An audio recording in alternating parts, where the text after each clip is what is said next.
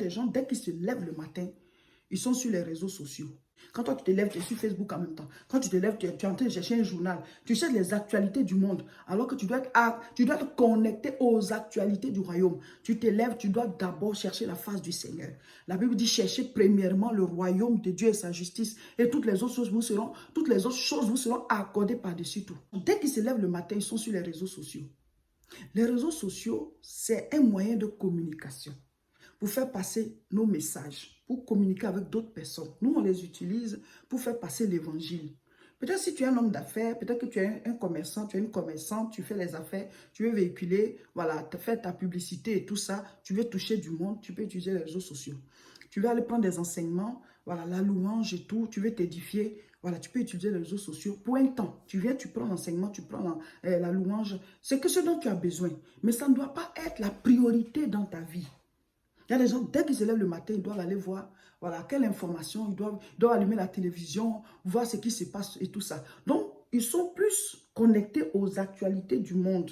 Donc, ils sont troublés en permanence.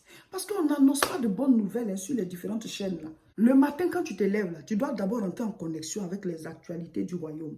Celui qui est né de nouveau est né dans le royaume de Dieu. Donc, quelles sont les actualités du royaume? Ça dit quoi? Tu dois d'abord avoir ta vie de prière. Tu dois parler au Seigneur. Tu dois ouvrir la Bible et lire. Il y a des gens qui ouvrent la Bible comme ça au pif. Non. Tu dois prendre un livre de la Bible et tu le lis du début jusqu'à la fin. Par exemple, je vais lire l'évangile de Matthieu. Aujourd'hui, je lis Matthieu chapitre 1. Si je peux aller jusqu'à chapitre 2, je finis. Je ferme. Demain encore, chapitre 3. Ainsi de suite, chapitre 2, chapitre 3. Chaque jour, un chapitre, mais chaque jour, deux chapitres. Ça dépend du temps de méditation que tu as. Dieu doit d'abord te parler. Sa parole est une lampe à nos pieds, une lumière sur notre sentier. Mais certains, dès qu'ils se lèvent le matin, ils sont sur les réseaux sociaux. Donc, ou alors c'est la télévision. Dès qu'ils se lèvent, ils doivent voir les informations. Donc, toi, tu es plus connecté aux actualités de la terre. Donc, tu es troublé en permanence. Tu n'as pas la paix du cœur. Or, le Seigneur dit, je vous donne la paix. Je ne vous la donne pas comme le monde la donne, mais c'est une paix divine. C'est comme le fond de la mer. Au-dessus, il y a les vagues, il y a beaucoup de mouvements, mais le fond est calme. C'est comme ça la mer. Donc, de la même manière, il peut y avoir des mouvements, des situations difficiles sur la terre, mais nous, dans nos cœurs, il y a la paix. Et le Seigneur dit dans Jean chapitre 14, verset 1, il dit que votre cœur ne se trouble point, mes frères, mes sœurs. Croyez en Dieu, croyez en moi. Donc, avoir la paix ne veut pas dire qu'on s'en fout, on vit comme des cinglés, des gens qui ont pété les plombs, on est sur la terre, puis on est dans un autre monde, on est comme des gens qui rêvent en fait. Non, c'est pas ça. Avoir la paix veut dire qu'on a le dessus sur la situation. Pas à cause de nous-mêmes, mais à cause de celui qui est avec nous.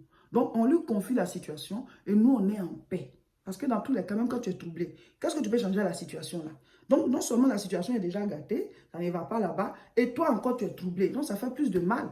Mais quand on confie les choses à Dieu, on a la paix du cœur, et lui qui est tout puissant, il peut le faire. Et nous, on arrive à atteindre nos objectifs pendant ce temps. Vous comprenez? Parce que c'est celui qui demeure sous l'abri du Très-Haut, qui repose à l'ombre du Tout-Puissant. Donc, tu dois avoir ta vie de prière, la vie de méditation de la parole de Dieu, faire des combats spirituels de temps en temps, faire des jeûnes. En tout cas, sois connecté aux actualités du royaume. Donc, la sève nourricière va circuler du royaume vers toi. Donc, tu es fort. Car nous produisons des fruits, pas à cause de nous-mêmes, mais à cause de celui à qui on est connecté. Le Seigneur Jésus-Christ partait prier. Et chaque matin, il priait. Il avait ses moments de prière.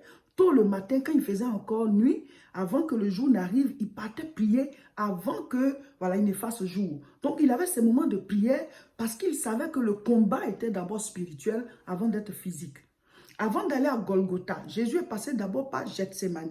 Il a prié pour pouvoir vaincre Golgotha dans la prière avant d'aller de manière physique.